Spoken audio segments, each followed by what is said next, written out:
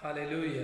परमेश्वर का धन्यवाद करते हैं एक बार फिर से अच्छे सुंदर समय के लिए। और मैं आप सबों का हमारे जयवंत मिनिस्ट्री बाजपुर के यूट्यूब चैनल पर मैं आप सबों का दिल से हार्दिक स्वागत करता हूँ। प्रियो, उम्मीद करता हूँ कि आप एकदम ठीक होंगे और परमेश्वर के सामर्थ्य और उसके अनुग्रह में बने होंगे। आज एक मैं बहुत ही गंभीर विषय आपके सामने शेयर करना चाहता हूँ। प्रियो, मुझे दुख है इस बात का कि ये वीडियो मैंने आज आपके लिए बनाई है, क्योंकि इस वीडियो में मैंने जिस बातों का जिक्र करने जा रहा हूं या मैं जो बातें बोलूंगा शायद ये बहुत ज़्यादा दुखदायक है। मैंने इस वीडियो के बीच के भाग में एक वीडियो रखी है जिसमें एक जगह है उत्तराखंड के अंदर, देहरादून, और उस देहरादून के अंदर एक कोई प्रभु का सेवक जिसने वहाँ के लोगों के साथ में बेईमानी की, लोगों के साथ में ठगी की, ऐसा उस वीडियो के अंदर बताया गया है। एक व्यक्ति अपनी ज़मीन के अपने घर के कागज़ लेकर के खड़ा हुआ है मीडिया के सामने, और वहाँ पर इस बात को वो बोल रहा है कि धोखे से एक ईसाई पादरी ने, जो मेरे घर में चर्च लगाता था, उसने मेरी ज़मीन को हड़प लिया और मेरी ज़मीन को हड़प करके मुझे घर से बेघर कर दिया।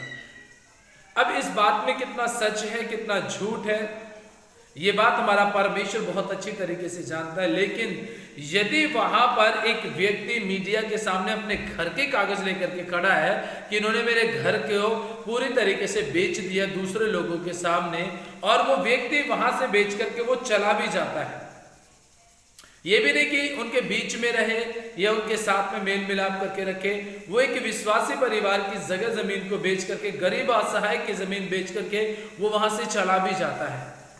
पर कितनी दुखदाई बात है ये हमारे लिए कि मसीह समाज के अंदर कुछ ऐसे लोग भी हैं जो अपने आप को प्रभु का सेवक कहते हैं, लेकिन वो कई प्रकार की ऐसी निंदनीय आपराधिक घटनाओं को घटाने के लिए अपने आप को तैयार भी करते हैं।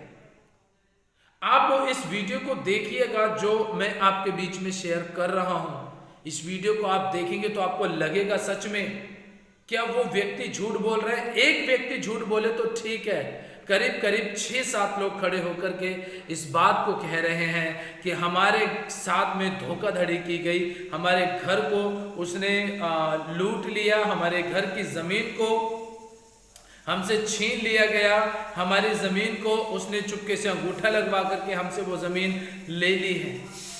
एक ऐसी घटना को वहां पर दिखाया गया है जो बहुत ही ज्यादा मसीह समाज के लिए निंदनीय है। प्रियो, मैं आप सबों से एक बात कहना चाहता हूं, क्या प्रभु यीशु मसीह ने इस बात को नहीं बोला था कि मैं भेड़ियों के बीच में तुम्हें भेड़ के रूप में भेजता हूं। भेड़ियां हमेशा ये कोशिश करती हैं कि वो उन भेड़ों को खा सकें, उन भेड़ों को नष्ट कर सकें, उन भेड़ों को अपना अहेर बना सकें जो बहुत ज़्यादा निर्बल है, दुर्बल है, कमज़ोर में है। इन्हीं के विषय में बाइबल में हमें ऐसा पता चलता है, पौलुस इस बात को बोलता है जब तीमुथियुस से कहता है कि जो निर्बल, दुर्बल, कमजोर स्त्रियां हैं, कुछ क्या करते हैं कि कुछ लोग दबे पैर उनके घर में घुस जाते हैं, और जो निर्बल, दुर्बल, कमजोर स्त्रियां होती हैं उनको वो अपने जाल में बहला फुसला करके अपने मनोरंजन का साधन बना लेते हैं। प्रियो, बाइबल में ऐसा बताती है कि प्रभु ने हमें एक ऐसे भेड़ियों के समाज में भेजा है जो सिर्फ अपने बारे में जानते हैं, आपके बारे में और मेरे बारे में बिल्कुल भी विचार नहीं करते हैं। आज मैं इस एक वचन आप सबों के बीच में बताना चाहता हूं, जबकि परमेश्वर ने इस बात को बोला है। जब हम यहेजकेल की पुस्तक को पढ़ते हैं, यहेजकेल की पुस्तक में जब हम 18 अध्याय पढ़ते हैं तो यहाँ पर हमें ऐसा पता चलता है कि परमेश्वर साफ साफ मना करता है कि 18 के 17 में लिखा है, दीन जन की हानि करने से हाथ रोका हो, ब्याज और बढ़ती ना ली हो, मेरे नियम को माना हो और मेरी विधियों पर चला हो, तो वह अपने पिता के अधर्म के कारण ना मरेगा वरन जीवित ही रहेगा। अगर एक व्यक्ति है, यहाँ पर प्रभु ने इस बात को साफ साफ बताया है कि कोई व्यक्ति ऐसा है कि अगर उसके घर में, उसके परिवार में, उसके खानदान में किसी ने भी कोई भी अपराध किया है, पूर्वजों ने अपराध किए हैं, तो उस पूर्वज के अपराध की वजह से मैं दंड दूंगा। लेकिन अगर वो व्यक्ति मेरी वचन के अनुसार चला हो, मेरे नियमों का पालन किया हो, मेरी मर्जी को पूरा किया हो, तो मैं उस व्यक्ति के ऊपर उसके पूर्वजों का या उसके परिवार का अधर्म का भार उसके ऊपर नहीं डालूंगा, क्योंकि वो व्यक्ति तो मेरे वचन के अनुसार चलता है, मेरी मर्जी के अनुसार चलता है। यहां तो हमें यह समझ में आता है कि प्रभु ने ब्याज लेने तक के लिए मना कर दिया है, तो फिर आखिर वो कौन लोग होते हैं, वो कौन लोग हैं जो पूरी तरीके से इस ऐसे काम करते हैं कि जिसकी वजह से मसीह समाज बहुत ही बुरी तरीके से प्रताड़ित किया जाता है, लोगों की नजरों में आता है। आपको पता है, सिर्फ उस जगह पर उनके घर परिवार को ही नहीं लिया गया, बल्कि वहां पर एक बहुत बड़ा धर्मांतरण का मुद्दा तैयार कर दिया गया। वो लोग तो वहां से ऐसे अपनी उल्टी सीधी हरकतें करके चले गए, लेकिन जो लोग वहां पर थे उनको मौका मिल गया कि यहां पर धर्मांतरण किया जा रहा था। वहां और भी कई अन्य सेवक जो आत्मा की अगुवाई में सेवा कर रहे होंगे, ऐसे भेड़ियों ने वहां पर भी उन लोगों के लिए भी मुसीबत खड़ी कर दी है। मैं अपने संदेश को आगे जारी रखूंगा, पहले अभी आप इस वीडियो को देखिए और अपने जीवन में इस बात को पूरी तरीके से अंगीकार कीजिए और स्वीकार कीजिए। अब आप इस भाग को देखिए, उसके बाद मैं दूसरा भाग आपके सामने रखूंगा। उन्होंने बोला कि मैं तुम्हारे यहाँ चर्च प्रार्थना सभा लगाऊंगा, मैं ईसाई हूँ, और जो पैसा आएगा दान पत्र का वो आपके पापा को दिया जाएगा, और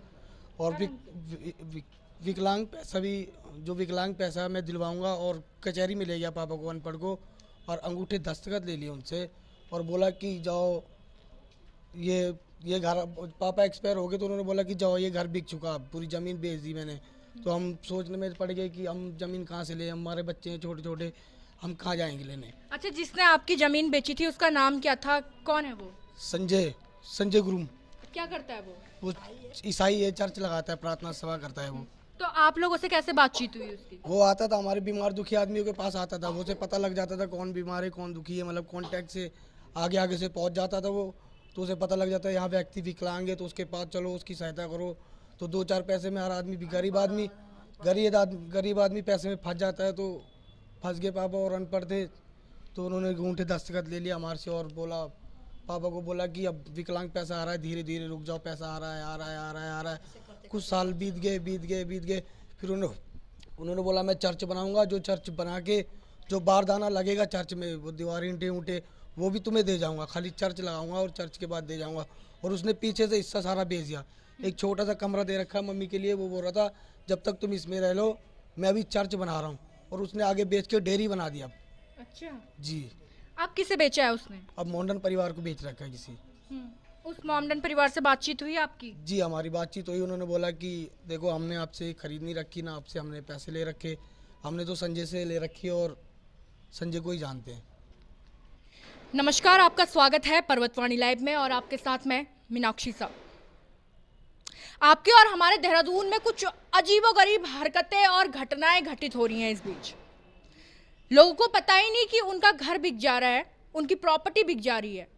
जी हाँ, ये आपके और हमारे देहरादून में ही हो रहा है।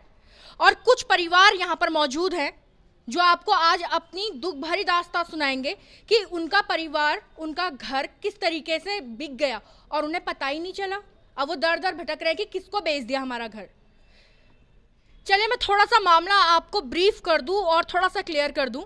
इनकी जो ज़मीन थी इनके पिताजी के नाम की थी, जो कि दिव्यांग थे और अनपढ़ भी थे। तो उसका फ़ायदा एक व्यक्ति ने उठाया जिसने कहा कि मैं चर्च बनाऊंगा, भगवान आपका भला करेगा, ये वो तमाम तरीके की बातें करी, झांसा दिलाने की कोशिश करी। और जब झांसे में आ गए, दिव्यांग भी थे इनको कहना है, तो उन्होंने अंगूठा लगवा लिया दस्तावेजों पे जी। और इसके अलावा इन्होंने अभी ये भी बताया कि अनुसूचित जाति वाला कुछ ये भी मामला था। जी, अनुसूचित जाति की ज़मीन थी ये, और आयोग में हमने केस कर रखा अनुसूचित जाति का। और जो ये ज़मीन है, मतलब इसमें ये है कि ये ज़मीन कोई व्यक्ति खरीद नहीं सकता, और इसमें लिखा हुआ है, इन्होंने रजिस्ट्री बनवा ली है अपनी, इन्होंने रजिस्ट्री बनवा के इसमें लिखा हुआ है ये आदमी की अनुसूचित जाति का नहीं है, और हमारे पास अनुसूचित जाति का सर्टिफिकेट है। इनका कहना है कि ये अनुसूचित जाति से हैं और जिस व्यक्ति ने इनकी जमीन को बेच दिया है उसने कहीं पर भी ये मेंशन नहीं किया है कि ये अनुसूचित जाति से ताल्लुक रखते हैं। आपको बता दूं कि एक कानून हमारे देश में ये भी है कि अनुसूचित जाति जनजाति के जो लोग होते हैं उनकी जमीन जो है वो ना खरीदी जा सकती है ना ही बेची जा सकती है। तो चर्च बनाने के नाम पे इनके साथ धोखाधड़ी हुई है, फ्रॉड हुआ है और इनकी जमीन किसी तीसरे पर्सन को अलग नाम से बेच दी गई है जो कि मुस्लिम समुदाय का व्यक्ति है। और अब हम लोग दूसरे परिवार के पास चलते हैं, आइएगा। आपका नाम क्या है? राजीव। आपके साथ क्या हुआ है? मेरा पिताजी बीमार रहता था, सांस की दिक्कत थी और मेरी बहन भी बीमार थी और मेरी बहन इलाज करवा रहे थे उसका, और इलाज करवाते करवाते वो गुजर गए। उसके पास भी आते थे, कभी 1000 कभी 2000 ऐसे देते रहते थे, डोनेट करता रहता था पैसे की मैं इलाज के लिए दे रहा हूँ करके तुम्हें देता है। तो फिर उसने पता नहीं क्या, फिर पिताजी बीमार हो गए, उनको भी कैंसर हो गया, धीरे धीरे बीमार हो गए, वो ख़त्म हो गया। अब उन्होंने फिर ज़मीन में फिर उन्होंने ऐसे ही ब्याज। अच्छा, अब ये बताइए आपकी जमीन किसने बेची? उसने संजय ने बेच रखी है। संजय ने बेची? जी, तीसरे व्यक्ति को बेच दी उसने। किसको बेची है? ये हिंदू ही है वो तो। अच्छा, वो हिंदू जी। है।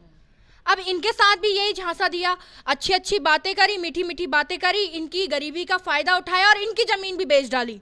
तो समझ रहे हैं कितना बड़ा स्कैम इन लोगों के साथ किया गया है। और यहाँ पर अभी ये लोगों से थोड़ा सा मेरी बातचीत हो रही थी तो इन पे जोर जबरदस्ती तो नहीं कहेंगे, लेकिन मीठी मीठी अपनी बातों में फुसला के बहला के कहीं ना कहीं धर्म परिवर्तन की ओर भी इन लोगों को ले जाया जा रहा था। हाँ जी, आप बताइए। हमारे पास आता था वो संजा, तो जब आता था कभी 20 कभी 1000 देता था, कभी 500, मैं ठीक कर दूंगा। यहाँ पे अनुदान देता था हमारे को, तो अनुदान के बाद में मेरा पति भी गुजर गया, बच्चे मेरे परेशान हो गए और फिर उसने चुपके से, हाँ चुपके से उसने ज़मीन बेच दी और कुछ नहीं छोड़ा आप लोगों और के लिए? कुछ नहीं छोड़ा। हाँ जी, आपका नाम क्या है? मेरा नाम दर्शन। आपके भी यही सब कुछ हुआ है? वो व्यक्ति आप लोगों पे थोड़ा दबाव भी बनाता था कि दबाव बनाता था, चर्च बनाऊंगा, तुम्हारे को दान अनुदान भी दूंगा। कभी 100 दे दिया, कभी 50 दे दिया, कभी 40 दे दिया, कभी 500 दे दिया। ऐसे करते करते हमको दोनों को ले गया, बुड्ढे को, कि चल तुम्हारे को लकवा इकलाम के पैसे दिलाऊंगा। उसने घूंघटे ले लिए। हालेलुया। प्रियो, आपने देखा होगा कि एक मीडिया में जो बहन है वो किस तरीके से लोगों से बात कर रही हैं और लोगों से बात करके कैसे करके देखिए यहाँ पर बताया गया है वो लोग किस तरीके से अपना दुख व्यक्त कर रहे हैं, बता रहे हैं कि हमारी ज़मीन धोखे से ले ली, हड़प ली। अब यहाँ पर कितनी सच्चाई है, कितनी ईमानदारी है, कितना झूठ है, कितना फरेब है, ये तो जब इसकी जांच पड़ताल होगी तो आपको पता चल जाएगा। लेकिन मैं एक बात कहना चाहता हूँ कि हमारे मसीह समाज में भी ऐसे विधर्मी लोग हैं जो पूरी तरीके से क्या करते हैं, जो परमेश्वर की न्याय भरी व्यवस्था को बिगाड़ना चाहते हैं और परमेश्वर की व्यवस्था को खंडित करना चाहते हैं। इसलिए प्रियो, परमेश्वर का वचन हमें यहाँ पर पूरी तरीके से ऐसा बताता है। तो सोचने वाली बात है कि जब प्रभु खुद मना करता है तो फिर हम कैसे इस तरीके से उसमें पूरी तरीके से अपना जीवन बना सकते हैं। आपको पता है प्रभु यीशु मसीह ने इस बात को साफ साफ बोला है कि अंत के दिनों में ऐसे लोग होंगे जो क्या करेंगे, परमेश्वर की व्यवस्था के अनुसार चलेंगे तो सही, लेकिन उसका पालन नहीं करेंगे। इन्हीं सारी चीजों को लेकर के प्रभु यीशु मसीह ने इस बात को बोला था कि हे कपटी शास्त्रियों, तुम क्या करते हो, तुम होठों से तो आदर करते हो परंतु तुम्हारा मन मुझसे, परमेश्वर से बिल्कुल दूर रहता है। आज कुछ लोग हैं जो अपनी धन संपत्ति को बढ़ाने में, पैसा कमाने में और सब प्रकार की शोहरत इज्जत कमाने में, आदर सम्मान कमाने में वो सारी हदें पार कर देते हैं जो उन्हें बाइबल मना करती है। वो पूरी तरीके से अपने आप को इस दुनिया से अलग करने की कोशिश करते हैं। सोचते हैं कि मैं पैसा कमा लूँ, मैं सारी चीज़ें कर लूँ, मैं सब प्रकार के ऐशो आराम कर लूँ, मैं गाड़ियाँ ले लूँ, मैं बंगला बना लूँ और मेरे अकाउंट में लाखों नहीं करोड़ों रुपए का पैसा पड़ा रहा, मेरा महीने भर का लाखों रुपए का ट्रांजैक्शन होता रहे। वो सब ऐसी योजना बनाते हैं, लेकिन वो उन योजनाओं में अपने परमेश्वर को बिल्कुल भी शामिल करना नहीं चाहते हैं, बल्कि और ये कहते हैं कि ये मैंने अपनी बल अपनी ताकत से इन सारी चीजों को हासिल किया है। प्रभु उदारता से सब कुछ देने वाला है, उदारता के साथ में वो हमारी जिंदगी को बदलने वाला परमेश्वर है। कुछ चंद लोगों की वजह से आज मसीह समाज भी बदनामी की ओर जा रहा है। कुछ लोग हैं जो बदनामी के कारण बन रहे हैं।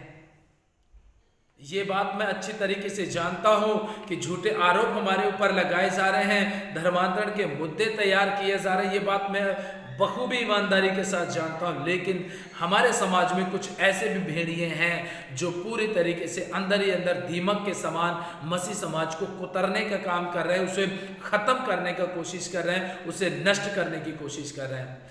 कई सारे वीडियो मेरे पास में आते हैं इस विषय को लेकर के, क्यों पादरी लोग, क्यों पास्टर लोग संस्थाओं की जमीनों को बेच देते हैं, क्यों पादरी लोग किसी के घर को घर उजाड़ देते हैं, क्यों ऐसी घटनाएं आती हैं। लोग मेरे से सवाल करते हैं तो मैं क्या जवाब दूं। मेरे पास एक ही जवाब होता है और वो ये है कि परमेश्वर ने भेड़ों को चुना है, भेड़ियों को नहीं चुना है। मैं यही बात कह के उन्हें इस बात का जवाब देता हूं कि शायद वो परमेश्वर की दृष्टि में भेड़िए थे जिन्होंने परमेश्वर की व्यवस्था को बिगाड़ने का काम किया है। क्योंकि भेड़ कभी भी नहीं चाहेगी कि उसके स्वामी की निंदा की जाए, उसकी बुराई की जाए, या उस स्वर्गीय सिंहासन की निंदा की जाए जिसके पास जाने का भेड़ को मौका मिलेगा। भेड़ कभी नहीं चाहती। मैं परमेश्वर का विश्वासी जन जो उसकी मर्जी के अनुसार चलता है, वो कभी ये नहीं चाहता कि मेरे परमेश्वर की निंदा हो, मेरे परमेश्वर की बुराई हो। लेकिन कुछ चंद लोगों के अपने ऐशो आराम की वजह से आज मसीह समाज भी बदनामी की ओर बढ़ रहा है और परमेश्वर यीशु मसीह का नाम भी बदनामी की ओर तेजी से कुछ चंद लोगों की वजह से बढ़ता चला जा रहा है। प्रियो, यदि आपके आसपास में भी ऐसी कोई घटना घटती है, तुरंत अपने मसीह समाज के किसी मुख्य व्यक्ति को बताया जाए ताकि वो ऐसी घटना को जो देहरादून के अंदर घटी थी, ऐसी घटनाओं को भी आपके आसपास के क्षेत्रों में भी ऐसी घटनाओं को रोका जा सके। प्रियो, मैं बस इतना ही आपसे कहना चाहूँगा और मैं चाहूँगा कि आप लगातार अपने मसीह समाज के एकता, मोहब्बत, मेल मिलाप और प्रेम के लिए प्रार्थना करें। कुछ भेड़ियों को अपने बीच में से भगाएं, अपने बीच में से निकालें और उनको भेड़ों के बीच में जाने से बिल्कुल रोका जाए, ताकि मसीह समाज और यीशु मसीह का नाम निरंतर लोगों के सामने पवित्रता के साथ में फैलता चला जाए। प्रियो, आज मैं आप सबों से यही विनती करना चाहूँगा और यही निवेदन करना चाहूँगा कि भेड़ किसी चाल चलिए, भेड़ियों से सावधान रहिए, ताकि आप प्रभु के साथ में चल सके और अपने जीवन को एक सुखदायक सुगंध करके प्रभु को अर्पित कर सको। इसलिए इस वीडियो में जो कुछ भी घटना घटी है, अपने आसपास के क्षेत्रों में यदि ऐसी कोई भी घटना आपको दिखती है या ऐसी कोई भी बातचीत या चर्चा होती है, तुरंत सबसे पहले अपने मसीह समाज के जो मुख्य लीडर हैं उनको आप बताइए, ताकि ऐसी घटनाएं घटने से रोका जा सके, ताकि आपकी, मेरी और मसीह समाज की निंदा और बुराई ना होने पाए। इसलिए सतर्क और सावधान रहिए और प्रभु में बने रहिए। हम बहुत जल्द एक नई वीडियो के साथ आपके बीच में फिर दोबारा उपस्थित होंगे। तब तक के लिए आप अपना और अपने परिवार का ध्यान रखिएगा। प्रभु में खुश, मगन और आनंदित बने रहिएगा। सभी को दिल से प्यार भरे शब्दों में जय मसीह की।